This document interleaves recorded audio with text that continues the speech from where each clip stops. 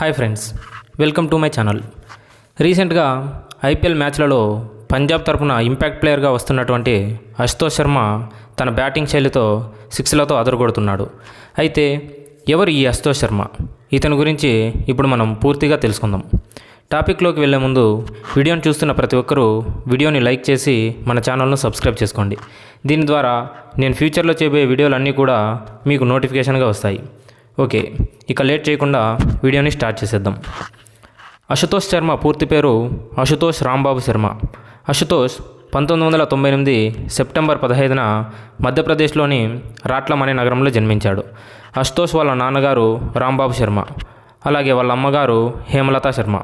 అశుతోష్ వాళ్ళ నాన్నగారు రాట్లంలోని గవర్నమెంట్ హాస్పిటల్లో కాంపౌండర్గా పనిచేసేవారు. అశుతోష్ మొదటగా రైల్వే క్రికెట్ క్లబ్ తరపున అండర్-14 మరియు అండర్-16 మ్యాచ్లు ఆడేవాడు.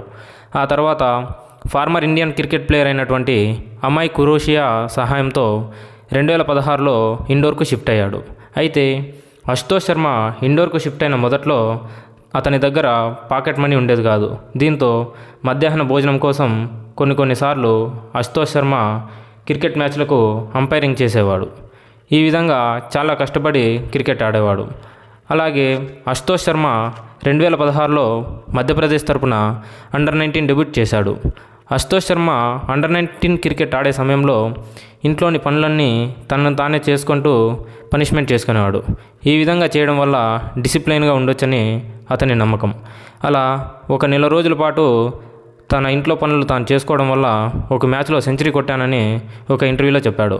ఇలా ఇంటి పనులలో భాగంగానే కుకింగ్ అశుతోష్ శర్మకు మంచి హాబీగా మారిందని అదే ఇంటర్వ్యూలో చెప్పాడు. ఆ తర్వాత అశుతోష్ శర్మ 2017 మరియు 18 సంవత్సరంలో మధ్యప్రదేశ్ తరపున జోనల్ T20 లీగ్లో ఆడారు. అలాగే అక్టోబర్ 16, 2019లో లిస్టే డెబ్యూట్ చేశాడు. అయితే అశుతోష్ శర్మ యొక్క డొమెస్టిక్ క్రికెట్ కెరీర్ అంత సులభంగా ఏం సాగలేదు.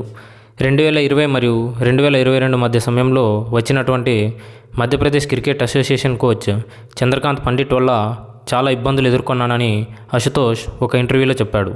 అశుతోష్ ఎంత మంచిగా ఆడుతున్నప్పటికీ టీంలో చోటు ఇవ్వకపోవడం వంటివి చేసేవాడని పేర్కొన్నాడు. ఆ సమయంలో డిప్రెషన్లోకి వెళ్ళిన అశుతోష్ క్రికెట్ వదిలేద్దాం అనుకున్నాడట. కానీ వాళ్ళ పేరెంట్స్ బ్యాకప్ చేయడం వల్ల తిరిగి తను క్రికెట్ కొనసాగించాడు. అయితే అశుతోష్ శర్మ డొమెస్టిక్లో ఇప్పటివరకు 4 FC మ్యాచ్లు మరియు 7 లిస్టే మ్యాచ్లు, వీటితో పాటుగా 18 T20 మ్యాచ్లు ఆడాడు.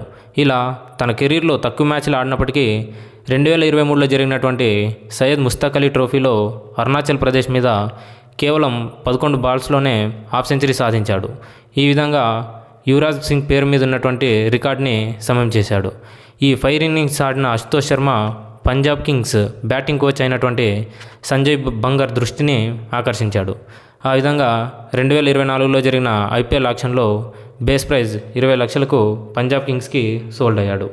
ఇక ఐపీఎల్లో తను ఆడిన మొదటి మ్యాచ్లోనే ఇంపాక్ట్ ప్లేయర్గా వచ్చి 17 బాల్స్లోనే 31 పరుగులు సాధించి పంజాబ్ కింగ్స్ టీంను గెలిపించాడు.